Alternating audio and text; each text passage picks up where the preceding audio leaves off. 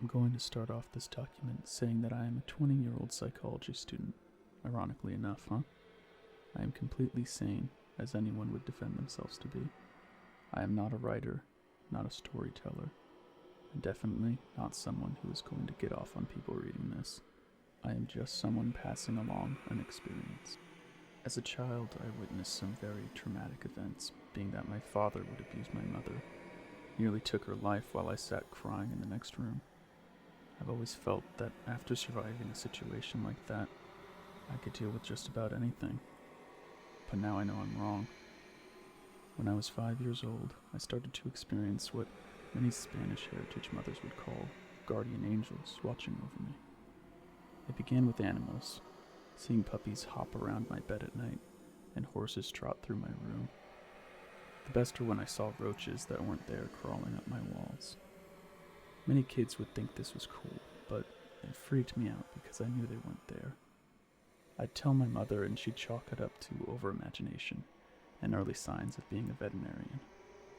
Did I mention I major in psychology? By the time I turned 7 to 8 years old, I was only seeing the puppies, but they were much calmer. They'd sit in the corners of my room or at the edge of my bed and hardly pay me any mind, so I stopped paying them any mind. The new experience was floating skulls and bones. You know that fuzzy vision you experience when you're about to get a killer migraine? Well, that's what these floating skeletons looked like.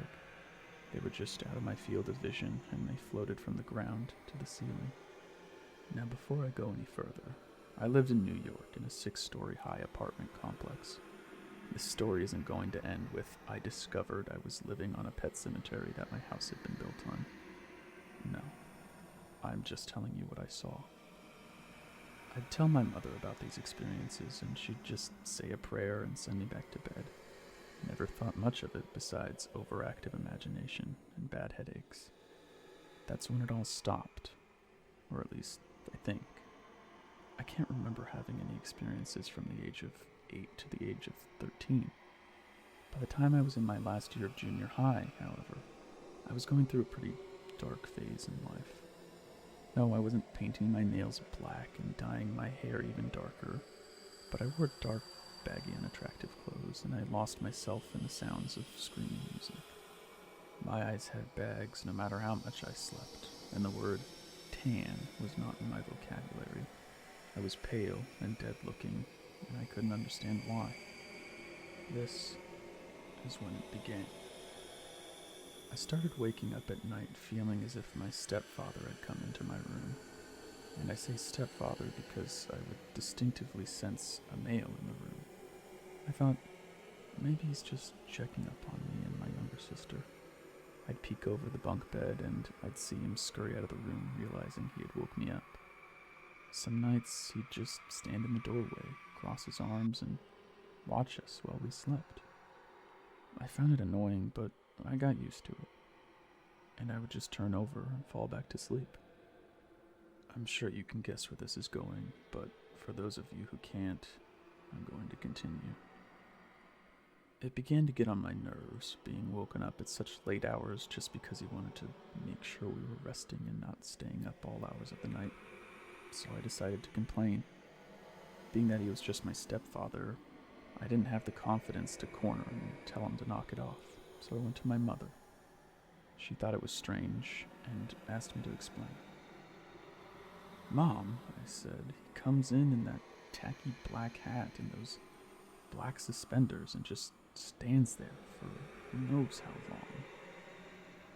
"Jess," my mother says, "he's a construction worker. When do you ever see that man in suspenders or wearing a hat that isn't yellow and hard?" And that, folks, is when it hit me. She was completely correct. Not to mention, I had never even seen this man's face or his clothes exactly. It was far too dark at night. Yet I was able to completely explain what he was wearing and how he stood with his arms crossed. Maybe I've been having bad dreams. I'm stressed out a lot lately. Never mind it, I remember telling my mom. But she wouldn't brush it off so easily. She began asking questions and talking to family members about it, so I stopped telling her that it was happening. I'd still wake up in the middle of the night, and without even looking over at the corner of my room where the door was, I could tell it was there, whatever it was. I'd just roll over and force myself to fall asleep. But I was scared. I couldn't take it anymore. For an entire week, the air in my room was heavy with anger and darkness that I just couldn't shake off. My younger sister never experienced any of this. It was just me. I did mention I was on the top bunk, right? Well, one night I was in a deep sleep, but was quickly awoken by the sensation of someone climbing onto my bed and sitting themselves at the edge. Funny side note, the ladder to get onto my bed was to my left. This sensation came from my right, the right side in which the bed was propped against the wall. As I felt the entire corner of my bed sink in as if someone had just sat down, I panicked. I sat up with my eyes wide open, trying to absorb as much light and make out what was in the dark, but there was nothing. I could still feel something leaning against my leg, and within a second, I felt as if it leaned right over into my face, and I threw myself right back down onto my pillow. I threw my blanket over my head and held my breath. I assumed whatever had been occupying the corner of my room had gotten bold and tried to join me in bed. But that's when I realized throughout the whole event, I still sensed him in that corner of my room. That means whatever had made its way into my bed was not the same entity that I'd grown used to staring me down at night. No, this was something else. Now, I use the words entity and sensed because it's the only way I can explain it. However, I never felt that it was a ghost or a spirit or demon. In fact, I never got a bad vibe from any of it until that night. I was always just annoyed by it. The next morning, when I was finally brave enough to get out of bed, I told my mother what had happened. She did the motherly thing, the Hispanic motherly thing, anyways, and called in a clairvoyant to cleanse the house. She even bathed me in some type of cleansing bath that looked a lot more like soup than anything else. Honestly, I don't entirely believe in that stuff either. I believe it is just about negative energy and positive energy. Like, if you wake up and say, I'm gonna have a bad day, then you'll have a bad day. Or if you wake up smiling and say that you'll have a great one, then chances are you may still have a terrible one, but you will handle it with a much more positive attitude. However, this bath worked. I gained color in my skin almost instantly. I was more comfortable in pinks and yellow and blue clothing. I was much more alive, and everyone could see it. Not much besides that changed. I stopped seeing this man in my room, but he was still around the house, on the couch when I came home, or walking through the kitchen. I learned to deal with it until it finally just stopped. It all stopped. I'm not sure how this tied into the puppies I saw as a child, or the skulls and bones floating in my field of vision, but it happened, and I have no explanation for it. Now, you may be wondering, why am I writing about this since it all stopped? Well, I found a photo today while cleaning out some things at my mom's place now that I've got an apartment with my fiancé. The photo is of a little girl who looks a lot like me when I was younger, and a man in a black hat and suspenders standing behind her with arms crossed.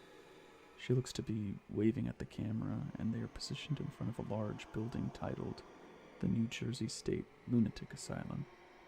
This hospital is real, and is now called the Trenton Psychiatric Hospital, still operational. However, this photo is old, and on the back of the photo are the words, "He was never there." The photo was in an envelope with, "You asked," written across it.